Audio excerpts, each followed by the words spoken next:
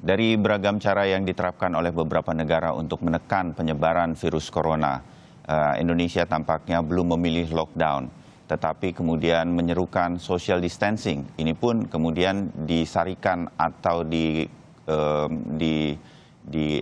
pendapat ini kemudian disampaikan oleh beberapa kepala daerah dan juga kita mengetahuinya dari beragam informasi yang beredar di media dan juga media sosial. Nah, seberapa jauh kemudian upaya social distancing di Indonesia ini, apa yang akan membuatnya kemudian lebih efektif untuk menekan penyebaran virus corona di Indonesia? Bagaimana dengan kemudian ada tindakan isolasi diri? Kami juga akan coba angkat di sini, apa saja dampaknya bagi masyarakat. Kemudian kami undang pakar epidemiologi dari Universitas Indonesia untuk membahas hal ini. Ada Dr. Syahrizal Syarif dan pengamat kebijakan publik Agus Pambagio, yang sudah menjadi langganan tidak saja di Sapa Indonesia Pagi, tapi di Kompas TV. Sebentar lagi sudah akan jadi karyawan begitu. Mas, selamat pagi Mas Agus. Selamat pagi Bayu. Terima kasih Dr. Syahrizal. Kita ingin tahu lagi sebagai anggota masyarakat, ini himbauan dari pemerintah, bahkan di DKI juga sudah diupayakan dilakukan, tetapi apa yang kemudian harus benar-benar kita lakukan agar ini efektif? Oh ya, saya mengajak Anda juga untuk berpartisipasi untuk dialog interaktif ini di nomor telepon 021-5366-0500. Mungkin Anda ingin bertanya, Anda ingin menyampaikan sesuatu, silakan, kami akan terima. Dr. Syahrizal, social distancing ini tampaknya dipilih oleh pemerintah Indonesia. Seberapa jauh bisa efektif, sementara negara lain memilih lockdown yang menurut saya itu memang agak memaksa orang untuk kemudian ada di rumah. Dan tidak berada di tengah masyarakat begitu dikurangi. Dok? Iya, jadi saya kira pertama kita harus memahami ya, apakah pilihan untuk saat ini adalah pilihan tepat. Ya, jadi satu pemerintah itu pilihan lockdown itu ketika di satu wilayah ya konsentrasi daripada kasus konfirmasi itu ya berada terkonsentrasi dalam satu wilayah ya sekitar ketika Wuhan itu menjadi tepat ya karena Wuhan langsung di lockdown oleh pemerintah Tiongkok ya. Nah, ketika pola penyebaran kasus di Indonesia ini seperti sekarang ya saat ini saya kira pilihan social distancing itu pilihan yang tepat ya. Nah, cuma kalau kita bertanya apakah efektif apa tidak, jadi gini. Perbedaan mendasar itu kalau lockdown itu sebetulnya orang dipaksa untuk tinggal di rumah, tinggal di rumah, lalu tentu berbagai kebutuhannya dipertimbangkan oleh pemerintah. Ya, harus bisa disuplai dengan sementara baik. Ini social distance ini sangat membutuhkan partisipasi di masyarakat, membutuhkan pengetahuan, perilaku, ya, dan mengikuti dan memahami betul ya apa yang dimaksud dengan social distance ini. Jadi ketika ini diberlakukan harus ada jaminan bahwa ini memang terjadi. Kalau misalnya ini sederhana saja, tidak boleh misalnya kita kan prinsip dasarnya di sana itu menahan diri di rumah. Nah, ini untuk seperti yang tadi ditanya self quarantine itu hanya bisa difahami oleh orang yang berpendidikan, ya, orang yang berpendidikan. Tapi sebenarnya ada satu hal yang saya ingin sampaikan. Social distance ini sangat membutuhkan pengetahuan mengenai risiko. Ya, oleh sebab itu sekali lagi saya tetap menyarankan agar pemerintah lebih membuka, ya, membuka soal area-area risiko. Ya, jadi baik itu pemerintah pusat maupun pemerintah daerah. Jadi masyarakat diedukasi menilai risikonya sendiri. Kalau dia ingin terpaksa harus bergerak, tidak tinggal di rumah, dia harus bergerak, dia mengetahui risiko.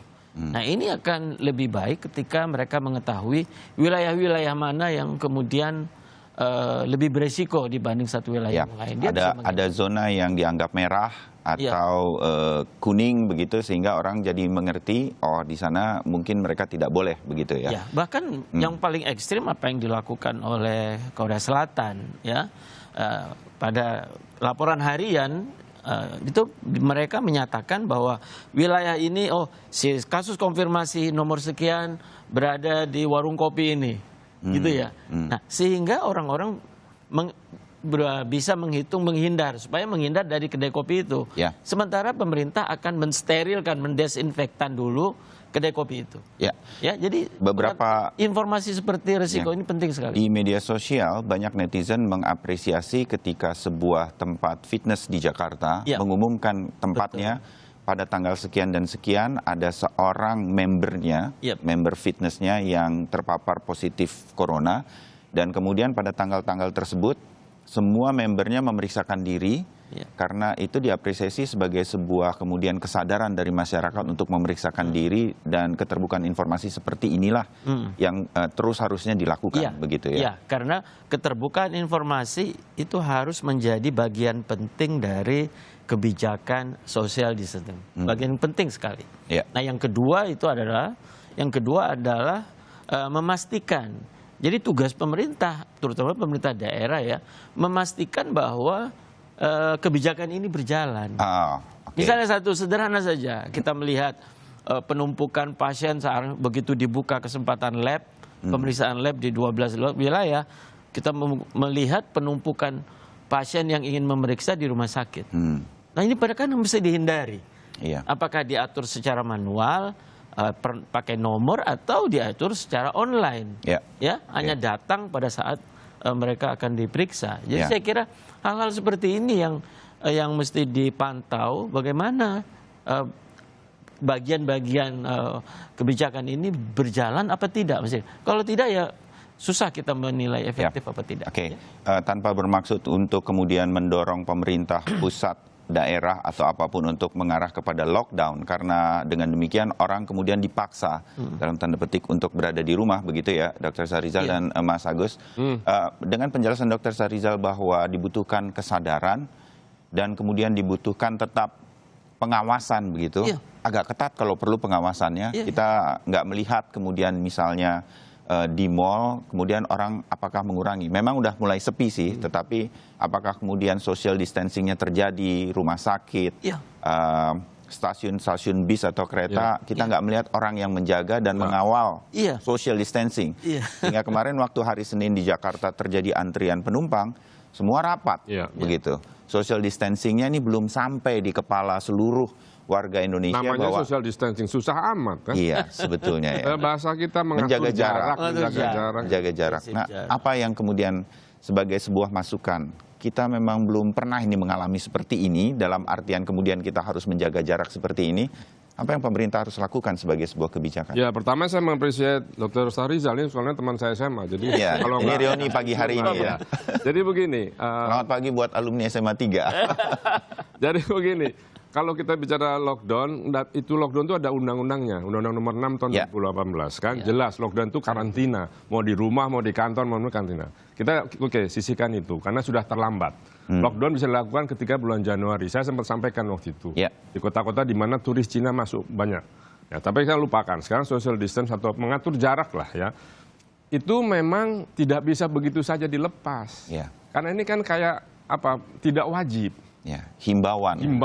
Nah, jadi harus ada yang mengawasi, betul. Karena kalau tidak mengawasi, himbauan tapi harus terjadi, karena kalau tidak terjadi percuma, begitu kan? Iya. Makanya saya katakan ketika Gubernur Jakarta mengeluarkan kebijakan itu, saya apresiasi itu kebijakan yang baik, tapi implementasinya jongkok karena tidak disiapkan itu tadi.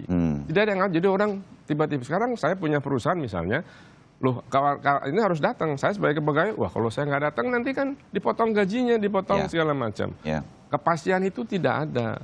Jadi social distance ini bagus, tetapi tadi monitoringnya bagaimana, lalu evaluasinya bagaimana bentuknya. Mall itu sepi karena orang takut, bukan karena orang melakukan social distancing tadi. Takut aja.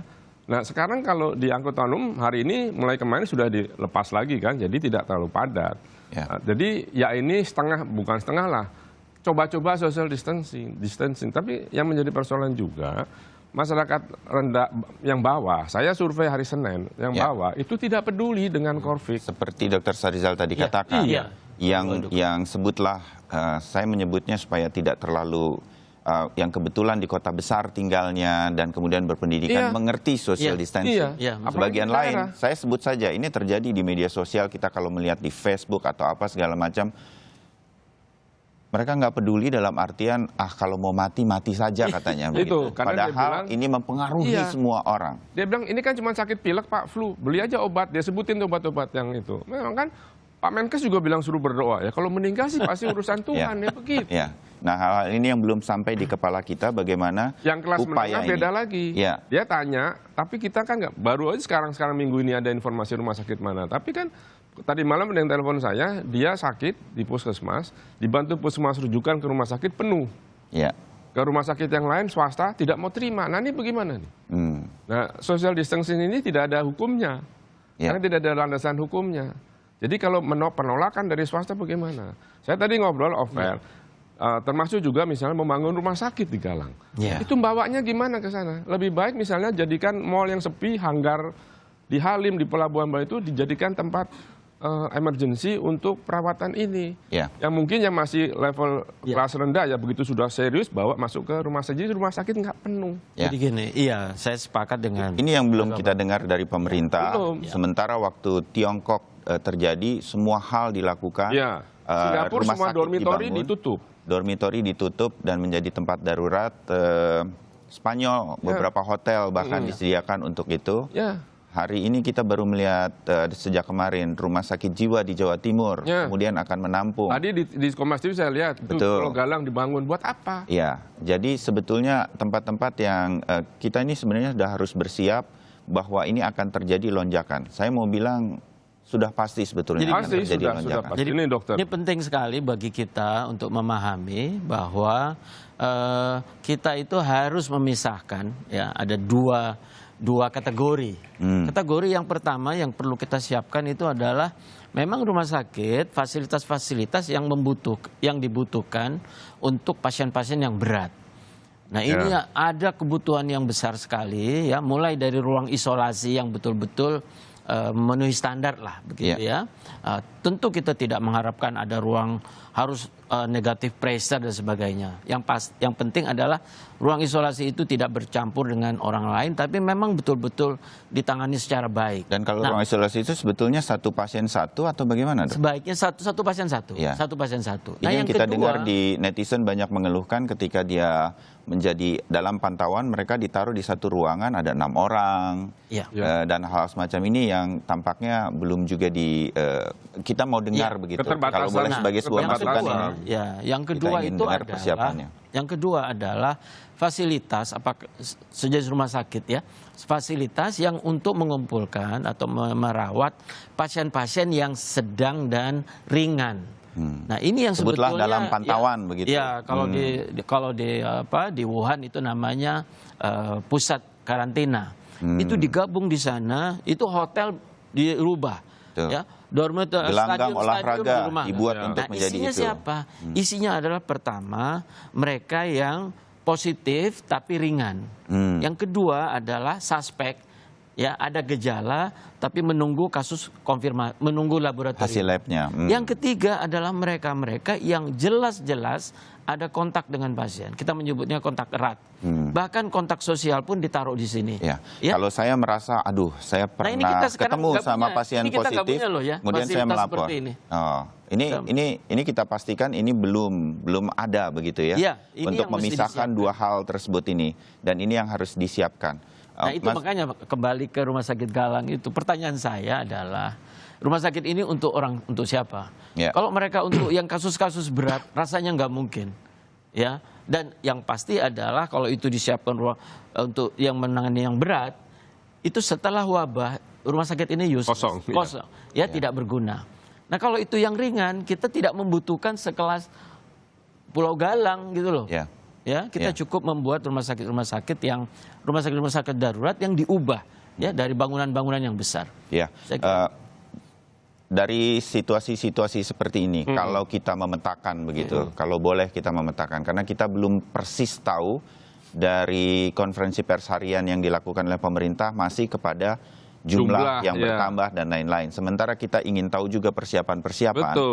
Sementara kita kalau boleh memberikan masukan, mudah-mudahan ini juga disampaikan kepada publik, begitu ya? Iya. Sangat apapun itu disampaikan publik sehingga publik tercerdaskan. Tidak hanya mendengarkan jumlah korban bertambah sekian persen, ini begitu yang sembuh dipestakan, bukan itu. Ya kan, tapi bagaimana ini mengatur strategi ini? Apa langkah-langkahnya? Saya sebelumnya saya mau ucapkan terima kasih pada tenaga kesehatan, tenaga medis yang sudah 24 jam setiap hari bekerja dan sakit. Yang saya dengar ada profesor yang meninggal. Itu luar biasa dan kita harus apresiasi.